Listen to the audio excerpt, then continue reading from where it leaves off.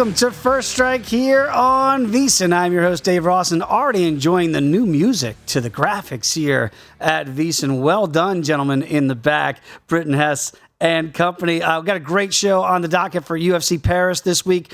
The UFC took a week off. We took a week off. It's great to be back. Ciryl Gane against Tai Tuivasa should be a very interesting heavyweight matchup in Paris. To help us break it down, we're going to have Jordan Sherwood, going to have Dan Vreeland, and Reed Kuhn to join the program. But we begin with Lou Finocchiaro. You can follow him on Twitter as I do, @Gamblou. He is the host of the Bout Business Podcast. Lou, it's great to have you here. It's great to be back. You and I talked on Tuesday, First Strike, First Look, as we now hear 24 hours away from the card in Paris. But you did point out something to me. This fight card is in Paris. You got to get up earlier stateside here. Does that change anything for the American fighters and the time difference when they go over to Paris or a card like this in Europe? Well, it can, and it depends on, when it is that they arrive. Some arrive just a couple of days prior, but others will take time. I think Tuivasa's been in France for about a week from Australia trying to acclimate. So in that regard, yes. Yeah, it can, certainly for different parts of the world, everybody congregating here in France. Let's talk about that main event with Ciryl Gane against Tai Tuivasa, a fight that you and I broke down a little bit on Tuesday. And you look at Ciryl Gane, and he might be the most well-rounded heavyweight right now that you have. There's a lot of guys in that discussion, but certainly Ciryl Gane is at the top of that list. Over a $5 betting favorite. Hasn't really moved a whole lot since we talked on DraftKings on Tuesday. The comeback on Tai is still around plus 420 here. You and I discussed it. Stylistically, it could be difficult for Tai Tuivasa. Does he only have the puncher's chance, or is there another way for the dog to get home, possibly in Paris? Boy, Dave, I really do think that Tuivasa's game is structured all around power. Yeah, he's a happy-go-lucky guy, and he knows he's there to throw down.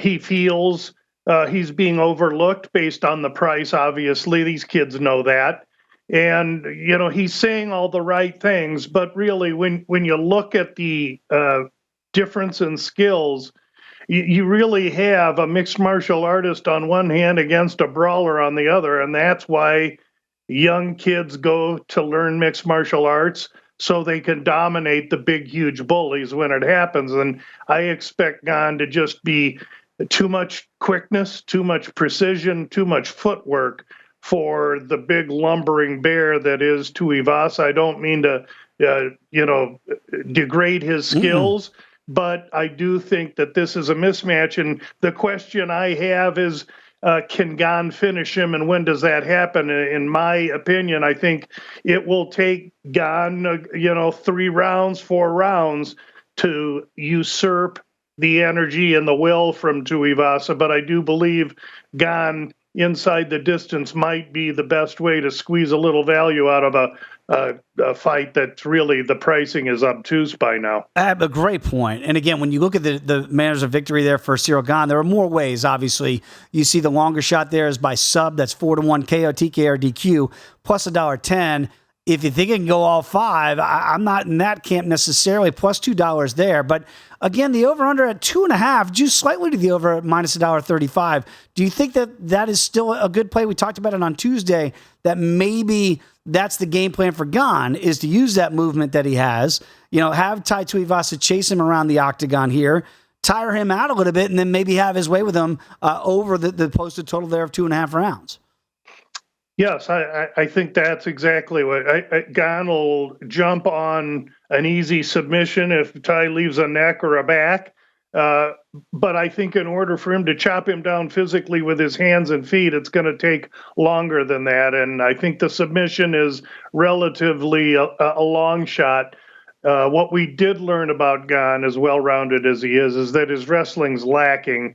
That's where Ngannou dominated him. The good thing is Tai Tuivasa has never been to a wrestling class, so he's not going to try and wrestle Gane. Yeah, that's why, again, when you look at if you go column to column here, there's so many advantages for Ciryl Gane here. The one thing he doesn't do well is not anything that Tai Tuivasa even wants to do, so we can understand why he's such a big favorite at over $5 at minus 540. I was watching the weigh-in. Nobody gleans more from the weigh-ins than you do. And when I was watching the co-main event here, and look, I have an affinity for Robert Whittaker on a personal level, taking on Marvin Vettori here, and the Italian challenger is plus $1.75 in the comeback. Didn't want to shake hands with the Grim Reaper here. That stuff doesn't seem to bother Robert. Did you take anything away from their face-to-face interaction? I think, Robert's as loose as a goose, and that's the most dangerous kind of Robert you can get.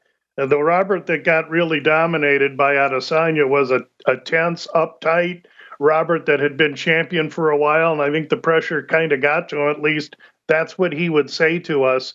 Vettori, by nature, is a clenched fist, biting down on his jaw, angry Italian, and in no way, shape, or form does clenched fists or anger equate to effective fighting. It saps your energy, and really, you'd rather be the rubber band man than, Mr. Flexed out and uptight.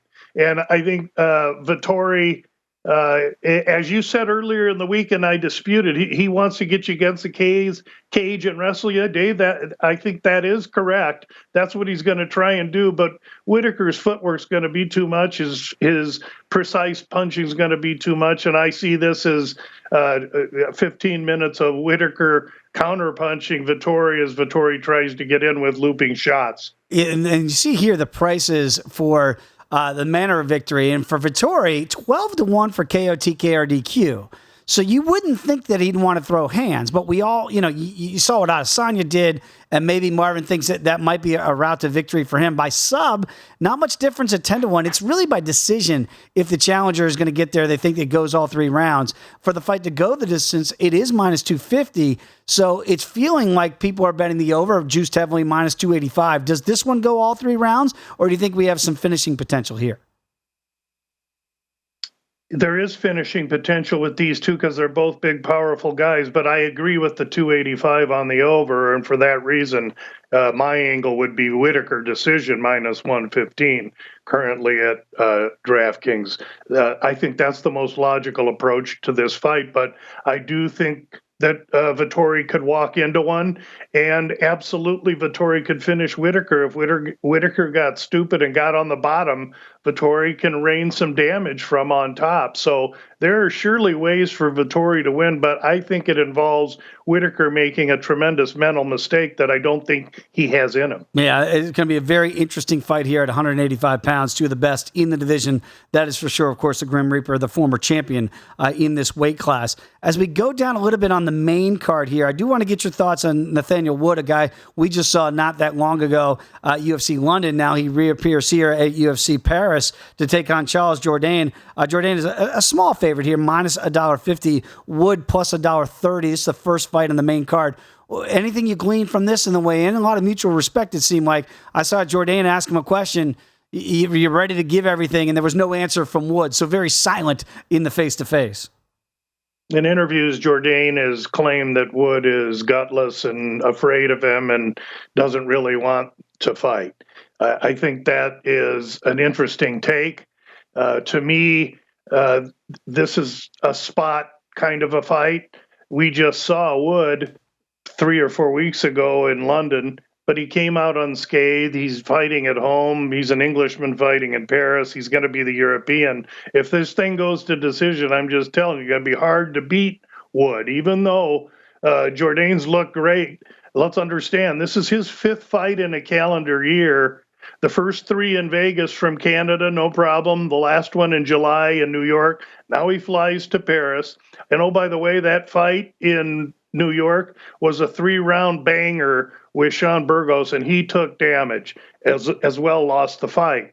So I think this is a bad spot for Jourdain. Activity is good. Too much activity can make a guy stale, and I think that Wood might be live in this fight. Very interesting takeaway there. Got a couple minutes to go here with Lou Finocchiaro. I also just want to touch about in generalities. A lot of times we saw it in the European fighters at UFC London.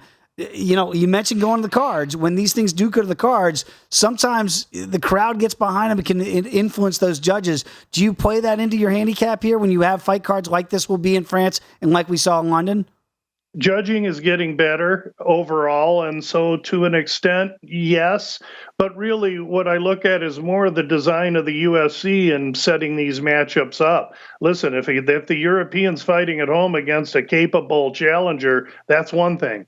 But in this case, the first 8 fights, 6 of them feature debuting fighters that are completely overmatched. So this is going to be a one-sided card, and really I'm not using any of those 6 fights with the debuting fighters because there's so much unknown there as well. The ones that the favorite looks enticing, they're blown up to such a ridiculous price, it isn't worth betting. So there's a lot of due diligence on this card, meaning I'm going to be watching a lot of fights and learning as opposed to betting. Absolutely love it, Lou. Very quickly in the time we're remaining, tell the people what they get when they tune in to the About Business podcast weekly. Yes, weekly we do a summary of my releases for each fight card. It's 16, 18 brief minutes. You have to put up with me for that long. After that, you can throw it in the trash and bet whatever you want. But I sure appreciate you mentioning it, Dave, and I also appreciate you guys having me on this great show each week. Love having you on, Lou. Great stuff as always. Follow him on Twitter as I do, @GamBlue. Enjoy the fight card over in Paris, Lou. We'll catch up with you again next week. When we come back, we're going to Chicago to catch up with Jordan Sherwood. Come on back. It's First Strike here on VSiN, the Sports Betting Network.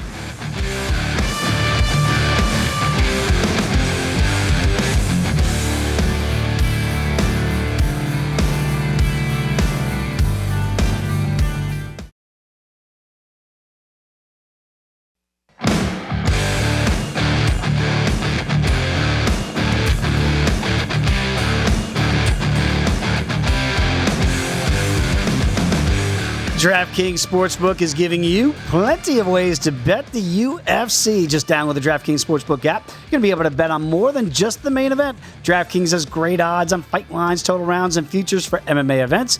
Eligibility restrictions do apply. See DraftKings.com/sportsbook for the full terms and conditions.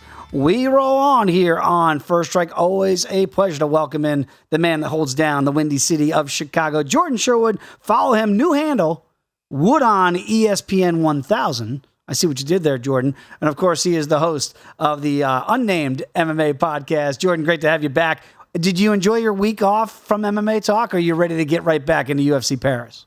Well, I mean, it wasn't really a week off of UFC talk because we had to talk about Leon Edwards' miraculous 5th-round knockout and then dissect the fact that he posted a video of him eating pizza. It wasn't deep dish pizza, having the Chicago tie. But nonetheless, it's best to be with you, handicapping, talking about fights, and I'm excited for tomorrow morning, as it would be for me and you, Central, and over there for you in Vegas. Yeah, you got to get up super early for this UFC Paris card. I know it was a point of consternation with the deep dish, and I'm more of a New York City pizza guy, but we'll get in that discussion for another day.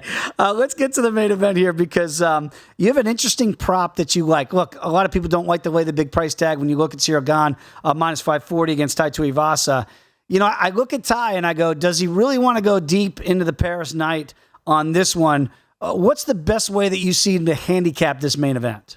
Well, does he want to go and can he go? We really don't know what Tai Tuivasa is going to look like over the span of 5 rounds and 25 minutes. And look, we've seen him tire. I mean, he was kind of gassing in that Derek Lewis fight, and that was into the 2nd round before he knocked out the Black Beast. I think the play has to be on the fight, not going to the judges' scorecards, and playing on the fact that one of these two guys is going to finish the other.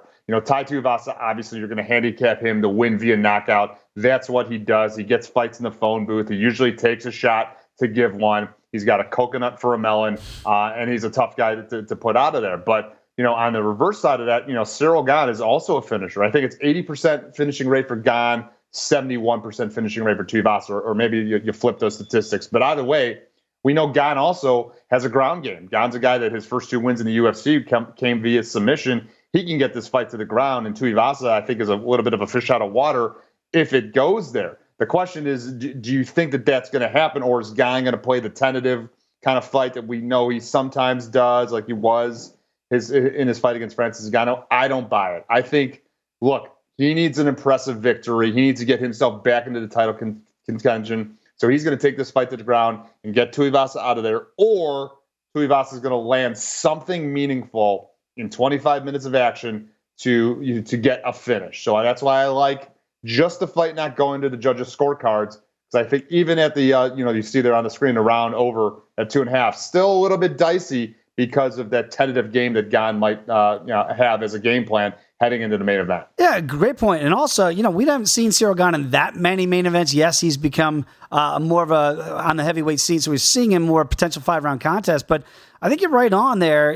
Tai's probably going to come in there charging bull here, and there are a couple ways that this fight could end earlier, some good and some bad for Ciryl Gane. But yes, that's going to be a very interesting way because I don't think Tai Tuivasa, the longer the fight goes, I think he realizes he would be at a disadvantage against Ciryl Gane already as the big underdog. So I understand that play as well. Let's talk about Edgar against Perez here, a potential 3-round bout again, but you think maybe again here in Paris, we might not hit the cards. Yeah, first fight of the night, and I think Stephanie Egger, first, obviously, she's got something to prove. I mean, the Phantom Tap of a couple of weeks ago, she's going to want to get this fight and get out of there and win in a dominating fashion. And Perez is a fighter that kind of looks to work for the clinch and get the takedown. That's right in the wheelhouse of a Stephanie Egger. So I think either, you're looking at Stephanie Egger is going to overwhelm her with her strength, with her grappling and get a submission, or the short noticeness of the fight that Egger is taking is going to be a little bit too much, because I thought Perez was going to steamroll her previous opponent before she pulled out. So, Perez is certainly a finisher, impressive on the ground, but I think, unlike what we typically see in women's fights, I'm going to play the under at 2.5. I think we get a finish in the first fight of the night. Yeah, see, you shorten that price tag too by taking that under there minus $1.42. So a pretty good way to try to get better value instead of playing that big favorite that Stephanie Egger is. She is right now minus 245 here at DraftKings. When you look at McDessie against Hasperat here, I saw Hasperat talking a lot of stuff to him face to face, and McDessie was just like stone face. He wasn't giving anything on the comeback here. What do you make of Hasperat here? The number has gotten bigger as we get closer and closer to fight time. Yeah, look, John McDessie's seen it all. He's been in the UFC for 12 years. So, you talking crap to him is not going to work at the weigh-ins. I just think Hasperat's better everywhere. Like, this fight's going to be likely on the feet, and I think Hasperat's going to take advantage of his youth, the variety of striking, and the power, I think, advantage he's going to have over John McDessie. McDessie's going to have to land something flashy, I think, to get a knockout. And I think that the play probably not on a straight money line of Hasperat. Play him win on the judges' scorecards. I see this fight going the full 3 minute or 15 minutes, 3 rounds. I think Hasperat's just going to outscore him, outpace him, volume, and get a win. I don't see either guy utilizing some grappling. And the problem, to your point about McDessie trying to get something to hurt Hasperat, he's got a 4-inch reach disadvantage, right? So to your point of Hasperat seemingly having the advantages everywhere, plus 225 if you get the knockout or TK or DQ. Sub is a longer shot at 18-1, decision plus $1.20. It just feels like McDessie's really swimming upstream here in this one with the size disadvantage and also the reach disadvantage. Yeah, maybe having the rely on grappling, which we know McDessie doesn't really have. But I don't like the KO prop for Hasperat. McDessie's a guy that's got also a very good chin. He's only been finished, I think, by that wheel kick by Lando Venata way back when. So 3-round judges decision win for Hasperat. That's going to be my play. And there it is, a plus 215 if you think that's exactly the way that Jordan forecasted to go there. Get some good plus value for a relatively big dog that's moved up now to 225. Okay, the main event, the co-main event. Feels like the main event whenever you have the Grim Reaper in there in Robert Whittaker. But against Marvin Vettori here in this one, you actually think the Italian challenger has got a real shot of this. What do you make of Vettori? Boy, didn't want to shake hands with Robert, didn't want to be friendly towards him. Marvin Vettori, he's a crazy person. Don't pay too much. Here's what I'm going to say about Robert Whittaker. I get the fact he should be the favorite. I think he should be the favorite for the line that it's set. I don't like hearing so many pundits say Robert Whittaker is going to rely on his wrestling to win this fight. It's good, but I just don't think it's great. And I think up against a guy in Marvin Vettori who dirties up fights, got very strong cardio, very good base for wrestling. Yes, he will struggle if the fight gets there and he's on his back, but relying on Robert Whittaker to do that when he's not really known for that. He's known for his striking. He's known for his cardio and also his toughness. So that's why I think a small lean on Marvin Vettori. I think we're going to get a boring fight. I think we're going to go to the judges' scorecards. And I think Marvin Vettori is going to just do enough, be a little bit active on his feet, doesn't get finished often at all, really, to get the win. So I would side on Marvin Vettori because I think just the factors kind of cancel each other out. And all this hype about Whittaker and grappling, that's just not his strong suit, is a reason to back him. And again, you can get that if you like Vettori by decision at plus 330 here at DraftKings. By the way, because it does feel like this would be on any other card, for a fight night, what have you, a 5-round as the main event of the evening here. 100%. Does this change the handicap that it's only 3?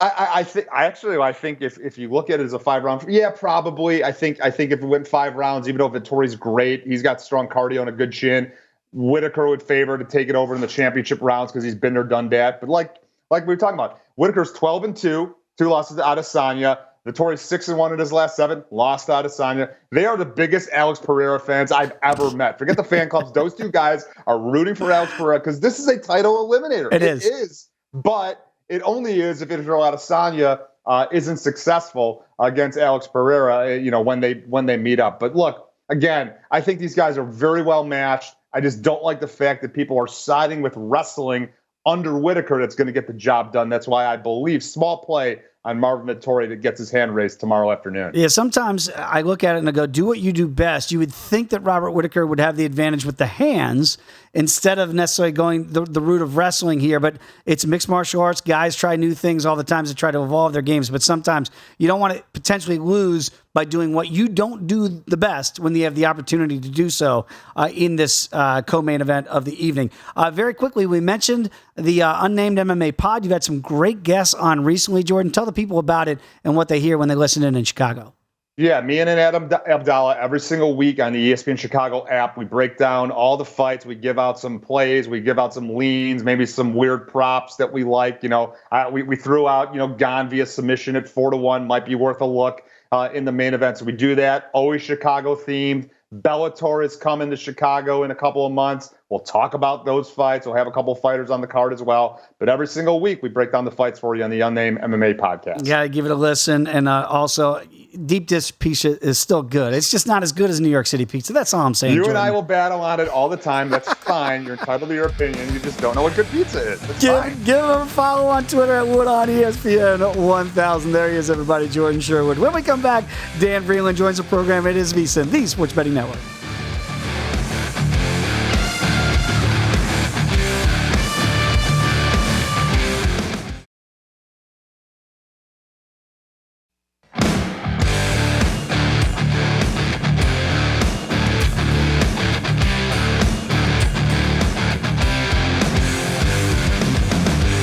Want more betting insights to give you an edge? Well, check out VSiN's Best Bets podcast. You can listen to daily sports betting highlights from the entire 24/7 stream of VSiN experts, tracking line moves, odds, props, wins, losses, and bad beats from sportsbooks in Vegas and across the entire country. So download the VSiN Best Bets podcast now at VSiN.com/podcast or wherever you get your pods. We continue First Strike right here on VSiN. Dave Ross in Las Vegas. Great to catch up again with Dan Vreeland. You can follow him on Twitter at Gumby Vreeland, host of several MMA podcasts, including the Top Turtle MMA pod. Dan, very quickly on those assorted pods that you have, obviously you're trying to find winners and find those best values. But what did you notice? What did you notice in this fight card here at UFC Paris that's really stood out to you? So I've noticed that in general that there's a lot of newcomers that I think we're getting good value on because of the fact that they're newcomers. There's quite a few guys who the UFC just signed, and we're going to talk about a couple of them in a second, that I think their lines could be -300, -400, because I think they're that good of favorites in this spot. But I think because the general public doesn't know that much about them, and maybe the sports books don't know all that much about them either, we're finding them only around -210, -180, somewhere in that range. And I think there's tremendous value on them because of that. That's a great point, Dan. Let's talk about some of those maybe on the undercard that we're going to find here and see if we can find some of those values that you speak of. Let's start off with Benoit St. Denis, -285 right now against Gabriel Miranda, +240 on the challenger here. What do you make of this number? Is it appropriately priced? Yeah, and this is one of the ones where actually the newcomer I'm not too fond of in Gabriel Miranda. I think he's got some submission skills, and I think he's all right on the feet. But at the end of the day, Benoit Saint Denis is a guy I've been following for a while. I actually picked him in his debut to go up in weight class on like 4 days' notice and beat Elizeu Zaleski dos Santos, which ultimately was a terrible call. But at the end of the day, the guy has got really good grappling skills, and now back in his regular weight in his second fight, he really showed that. I think for Miranda, the fact that he's kind of taking this fight, it's not a full short notice fight, but he's taking it with not a full camp. I think that that's going to cause him a lot of harm. I think the fact that Denis weighs on people and kind of has a similar style to what he wants to do grappling, I just think he's better at it. So, yeah, I like St. Denis in here. And ultimately, this is almost the opposite of what I talked about at the top of the show, where, I think St. Denis is actually, his line is getting bumped up a little bit higher because people don't know Miranda. But at the same time, I still think he's going to win here. I don't even know that I can find necessarily a ton of value on props, like whether or not I think it's inside the distance or not, because he's a finisher, but Miranda's tough. So yeah, I like St. Denis to win this one, but I'm not loving this one from a place perspective. Yeah, again, as you mentioned, it has gone up a little bit here, so we'll see where that price point stands. But as it is today, minus 285, so still maybe a bettable price, but it could get to the range soon where it gets out of that comfort zone. That's for sure. Let's talk about Fares Ziam here. He's an underdog against Michael Figlak here. Figlak is minus 195. The comeback in Ziam is plus $1.65. What do you make of this matchup? Very interesting. I saw in the face-offs today. Seemed like they were enjoying each other's company, chatting it up pretty good.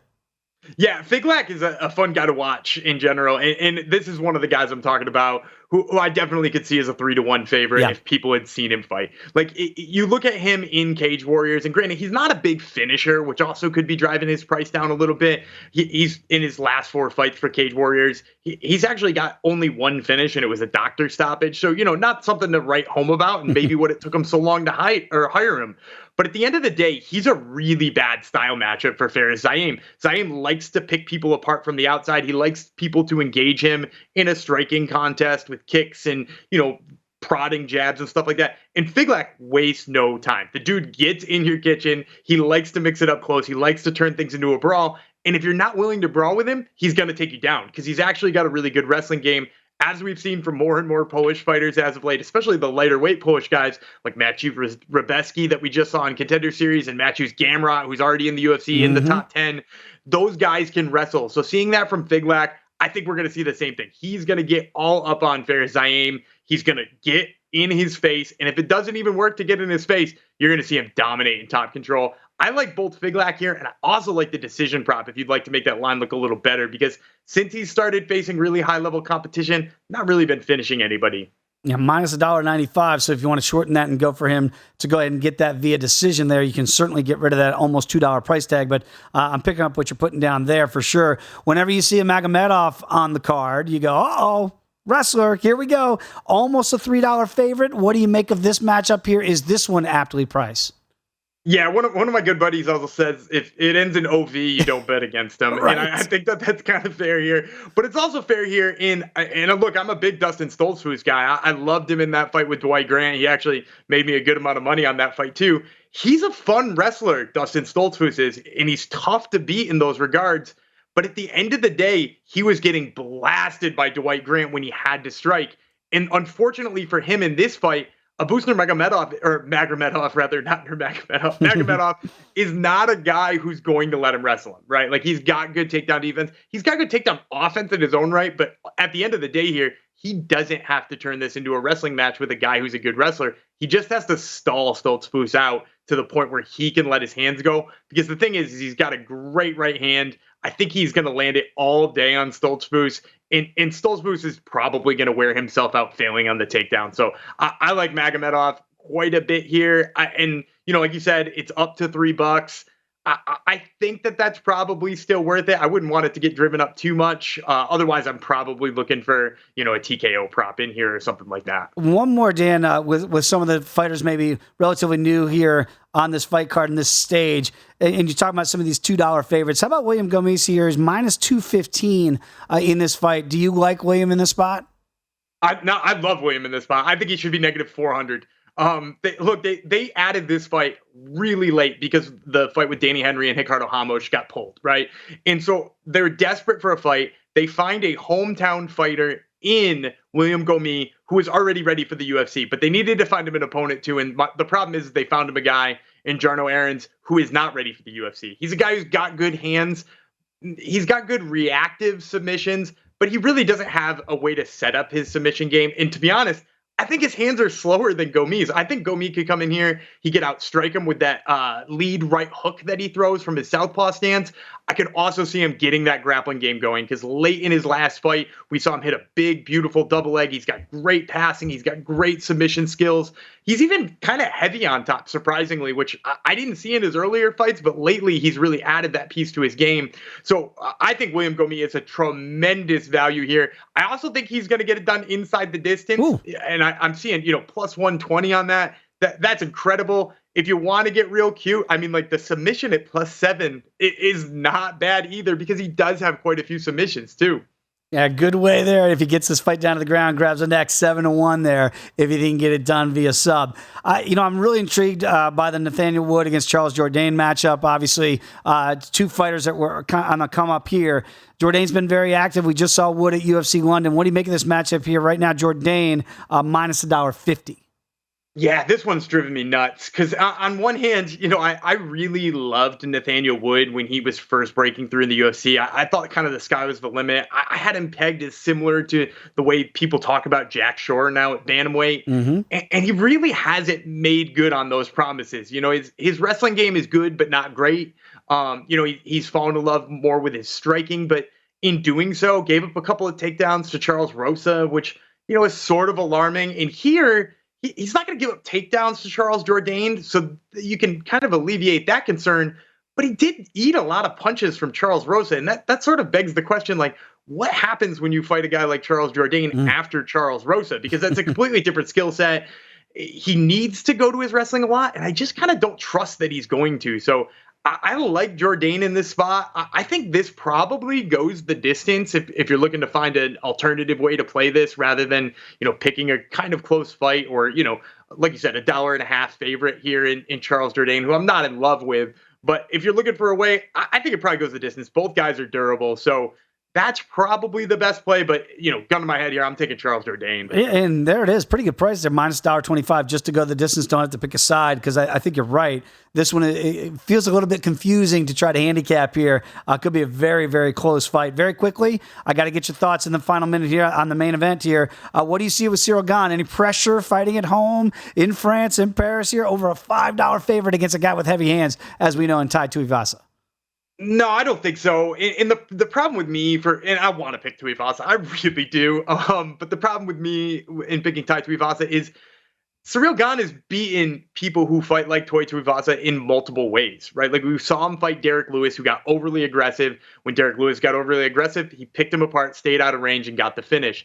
Similarly, when we saw him fight a guy like Yair Rozenstruik, a big puncher, similar to Tai Tuivasa, who just took it easy and kickboxed with him and waited for an opening that never came, he won a 25-minute boring decision. So, I really don't like this fight from a prop perspective either because I could see both of those happening. I do think Gane is going to win here, which makes it, kind of not fun to bet Tai Tuivasa and just lose. The only thing I'm thinking of is like a very small play. Like if you got pizza money that you want to put on, maybe a submission prop for Ciryl Gane. He did kick off his UFC career with two of them. Very interesting, Dan. Hey, appreciate the time. Enjoy the fights in Paris. We'll catch up again soon. There he is, everybody. Dan Vreeland coming back with Reed Kuhn next on First Strike on VSiN, the Sports Betting Network.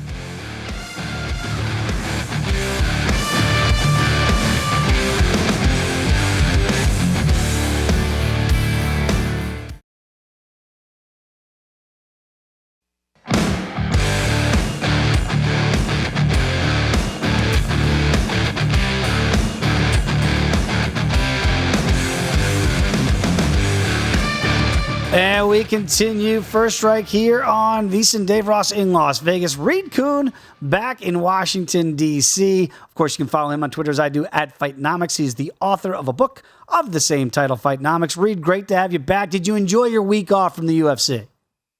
As always, enjoy the week off, but very much ready for fights to come back. Found myself not much to do on Saturday, so let's get back to it. There you go. So let's get into this UFC Paris card. Look, I've been trying to find somebody that's going to take a little action on Tai Tuivasa.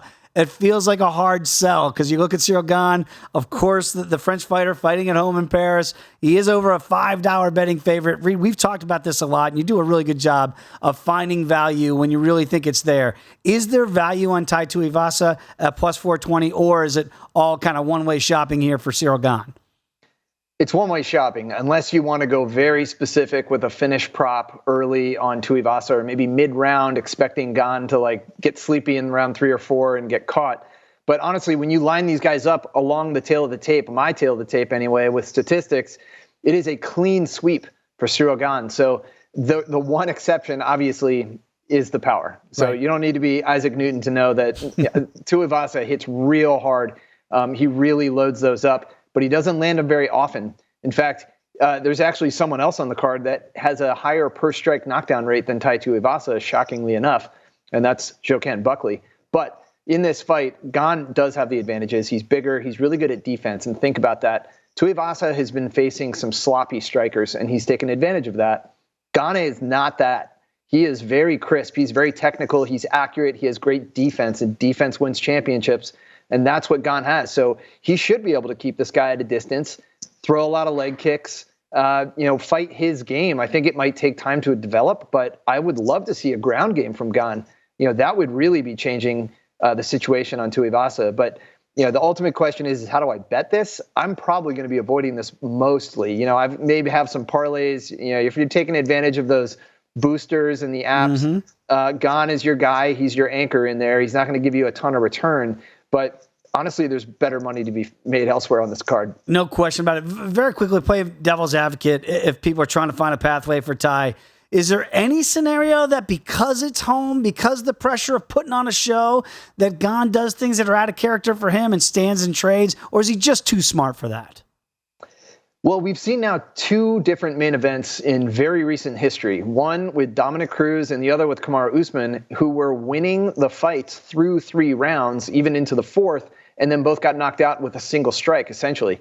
So that dynamic still exists, but you have to think that Gane late is going to get lazy, get a little sloppy, maybe comfortable, a little too comfortable, and Tuivasa is not somebody you can do that with. But look back at who Gane has faced before. He's faced one-hitter type guys plenty of times and not been tagged.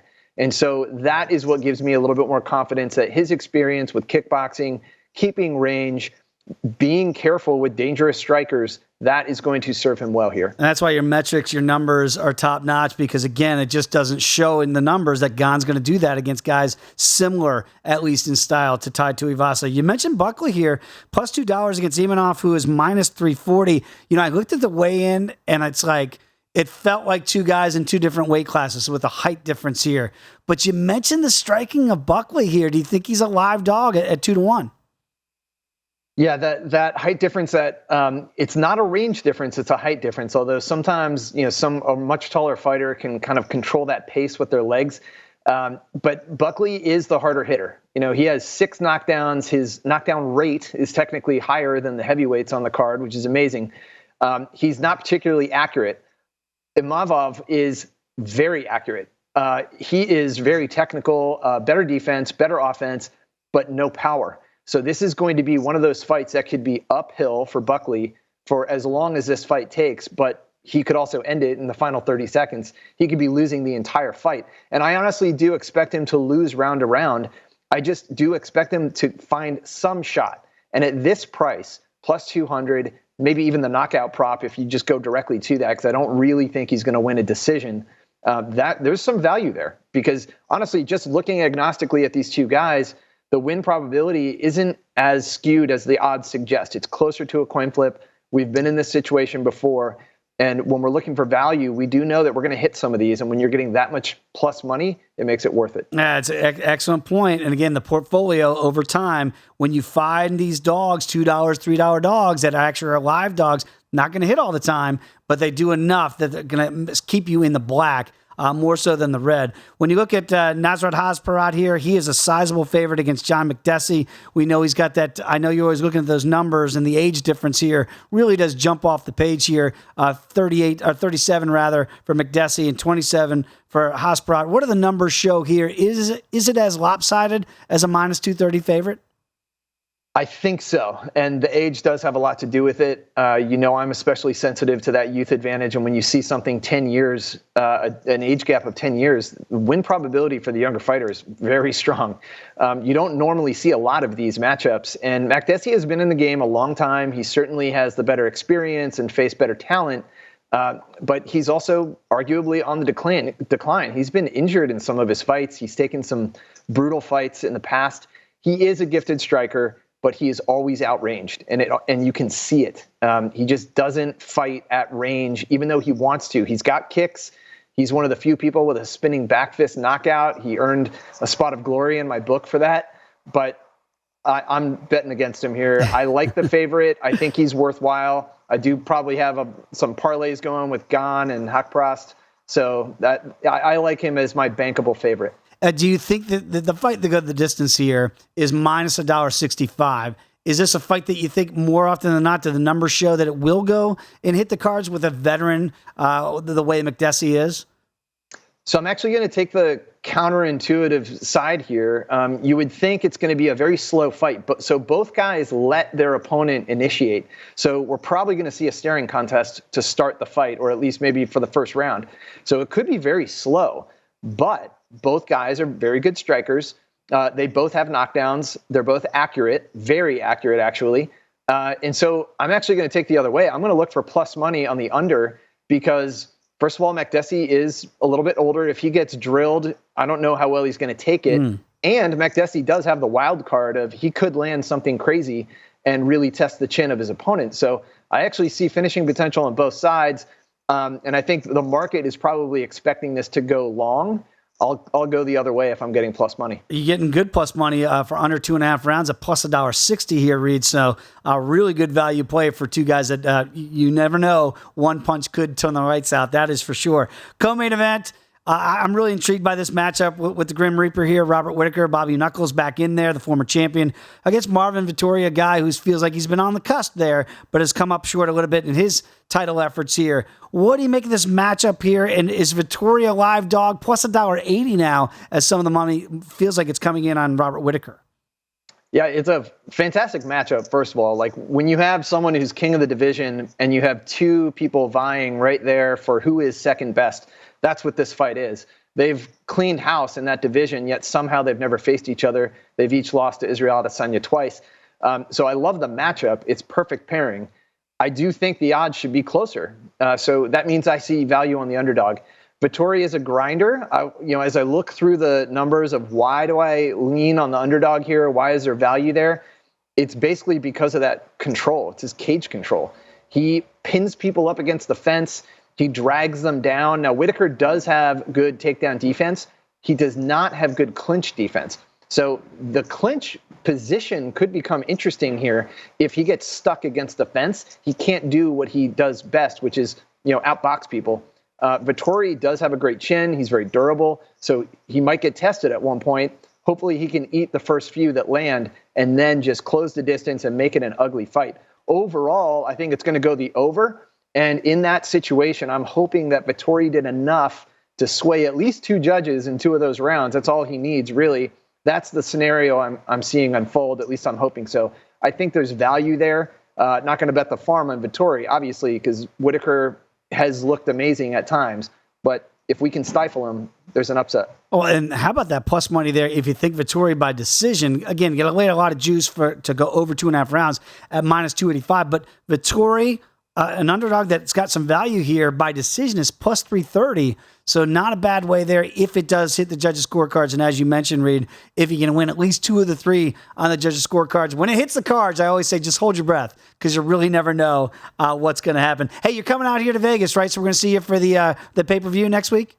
That's right, in studio next Friday. Can't wait to have Reed Kuhn in studio. Appreciate it, my friend. Enjoy the fight card. We'll see you next week here in Las Vegas. I want to thank Reed Kuhn, as always, for joining us. Dan Vreeland, Jordan Sherwood, Lou Finocchiaro, and, of course, Britton Hess, who puts all of this fine show together. Enjoy the fights in Paris. We'll see you next week right here on First Strike on VSiN, the Sports Betting Network.